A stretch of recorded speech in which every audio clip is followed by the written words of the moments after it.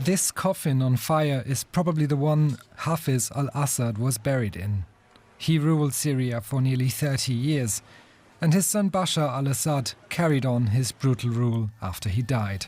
Rebels set it ablaze in the extensive compound.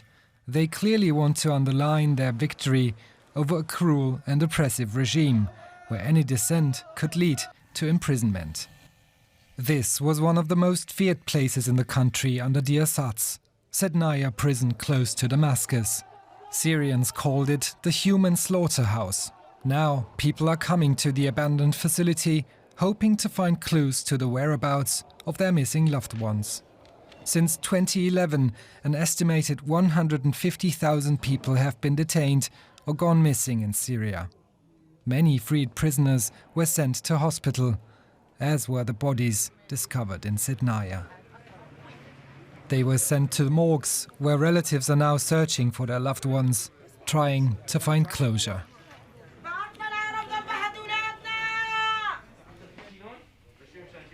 The bodies were in salt rooms with very low temperatures. We cannot identify the date of death until we finish all the tests. There are some torture marks, some signs of surgical operations, but we cannot determine yet if organs were stolen. There were bullet holes on some bodies. They could be from field executions.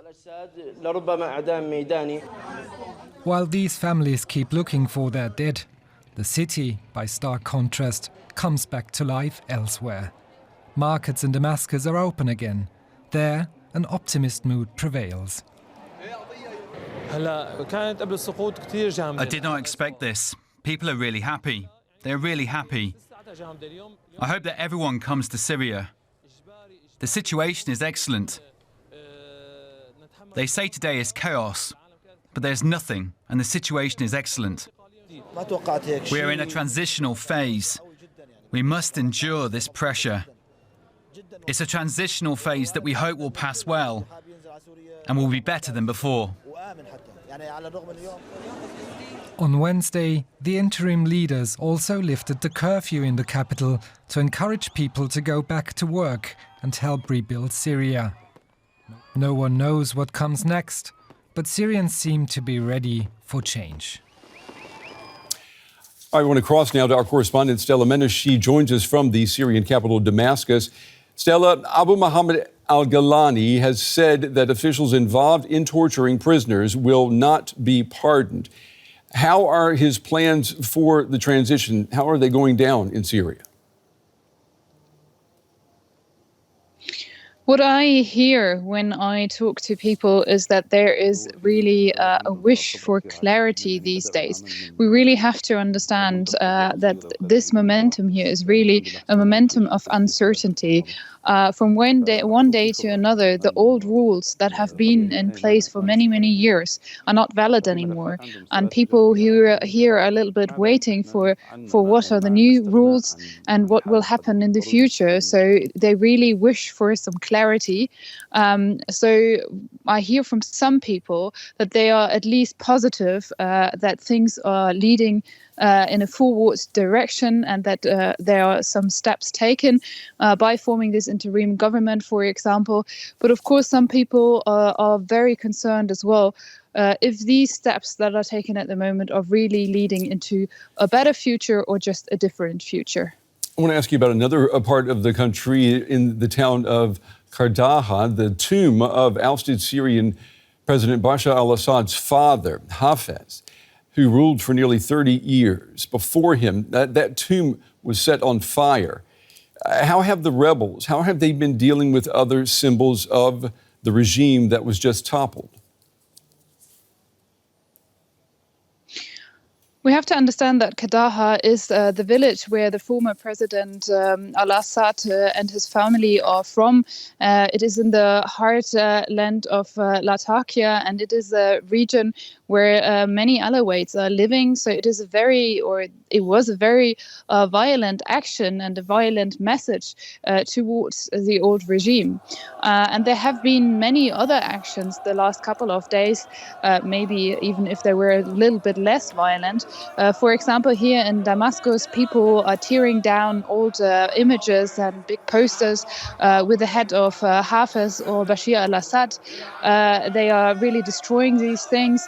Also, a couple of days ago, right after the fall of the regime, people were storming the presidential palace here in Damascus. They were destroying the furniture and just taking things out and really expressing their anger towards the old regime. The future of Syria, certainly at this point in time, is very uncertain. The people that you've been talking with, do they tell you that they're confident that the Islamist rebels will be able to bring stability back to the country? Do they trust them?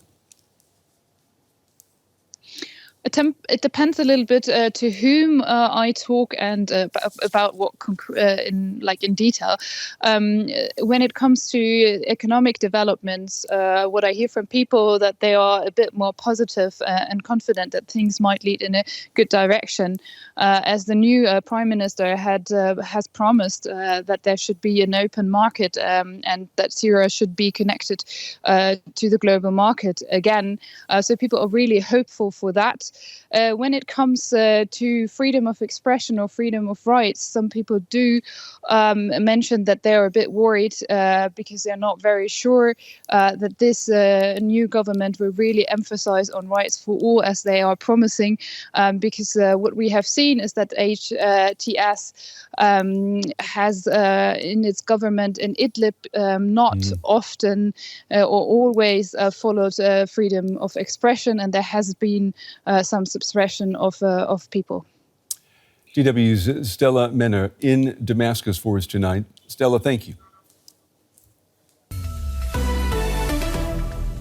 Well, I'm joined now by Natasha Lindstaedt, a political scientist and professor of international relations and comparative politics at the University of Essex in England. Professor, it's good to have you with us. Let me ask by getting your take on the signals that are being sent out by the leader of the HTS militia, given the group's background as an al-Qaida affiliate.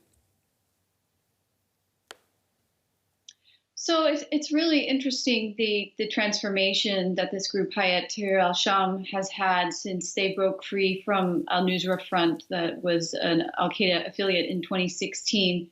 In particular, the leader Ahmad al-Sharaa has been on this public relations campaign to try to gain legitimacy, to try to gain support from much of the rest of the world, that the group has moderated, that they only have really ambitions in Syria.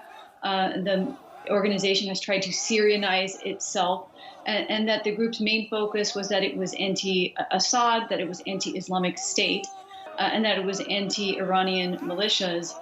When this group had governed Idlib province, it had governed in a somewhat authoritarian manner, and there were concerns that there were human rights abuses that had taken place. But there was some limited religious pluralism, and officially Ahmad al-Sharaa has stated that he wants all Syrians to feel comfortable.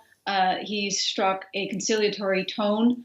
Syria is a very complex country in terms of its demographics, and in addition to being the majority of Syrians are Arabs, but there are also Kurds and Turkmen, Assyrians, Armenians, and al-Sharaa has tried to convey that all these groups will be welcome. So all of this type of language and rhetoric, of course, is welcome news for much of the international community that is eyeing what is in store for Syria and its transition. Yeah, he's been described by some in the last few days as transitioning from a jihadist, a fighter of hate, to a guru of spirituality. Some have even called him the Deepak Chopra of the Middle East. How credible do you think this apparent transition is? I mean, can people believe him, take him at his word? Well, it's definitely hard to say, but this transition has been taking place over years now. It's not something that just happened overnight. There's been a gradual transition and moderation of this group, as I mentioned, since 2016.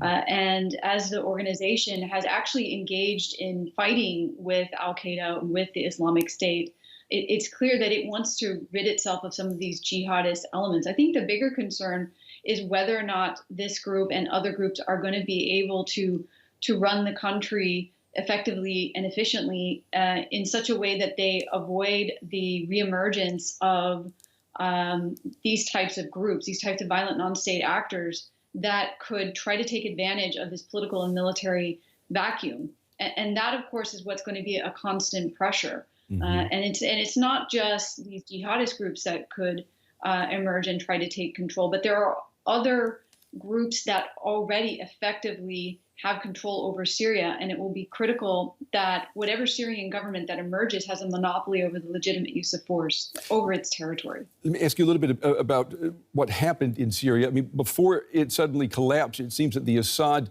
autocracy was a hollow shell propped up by Russia and Iran. Does that mean the various non-state factions which controlled territory before Assad that they were solidly in control of their areas? So the Kurdish forces that have been supported by the U.S. do control large parts of northeastern Syria. And then you also have the Syrian National Army, which is supported by Turkey. And it controls the parts of Syria in the north that border Turkey as well. So you definitely have certain territories that are under the control of these different groups. To what extent this is stable is hard to predict. But Assad didn't have full control, as you had noted. And over time, his military was underfunded. It was not supported. It wasn't receiving training. Russia got very distracted by its war in Ukraine, of course, and Iran was being depleted of some of its energy and was focused on what was going on in Gaza and in Lebanon. And so as a result, and also because Assad was so inflexible and stubborn and unwilling to negotiate or create any kind of détente with Turkey, Turkey was able to give these rebel groups the green light to go ahead with their advance. And they were well aware of the fact that Assad had been severely weakened, and other groups, other violent non-state groups and more legitimate groups do indeed have control over the territory of the government. Will Syrians, will they determine their fate, their future? And I ask that because of what we've seen in the past. I'm thinking of Russia, Iran, Turkey, the United States, the Gulf states, Israel. They've all played a role in shaping and crafting the Syria that we knew. Will they continue to do so moving forward? So that's certainly the hope of these rebel organizations, that they'll be able to form some sort of government that is free from the constant meddling and influence of Russia, of Iran, of Israel. And Israel at the moment is already deep into Syria, well past the buffer zone, which they claim they are doing in order to neutralize the Syrian Navy and Air Force and so forth. So there's been a constant meddling in Syria, which I'm sure these rebel groups and Syrians would like to repel. There are over 7 million Syrian refugees, and many of which are going to want to come back, and they're going to want to shape Syria's future. But we've seen that in these political and military vacuums, like if you look at what happened in the case of Libya, where thousands of militias ended up emerging and then jockeying for power and controlling little bits of territory, there's just been constant instability there. Similar case in Yemen as well, as these violent non-state groups carve out their own territory, and it's difficult to establish some sort of compromise or power sharing agreement. So it will be critical that there is bottom-up pressure coming from Syrians themselves to figure out what they want for their government moving forward, and to try not to allow too much foreign influence. Professor Natasha Lindstaedt from the University of Essex in England. Professor, we appreciate your time and your insights tonight. Thank you. Thank you for having me.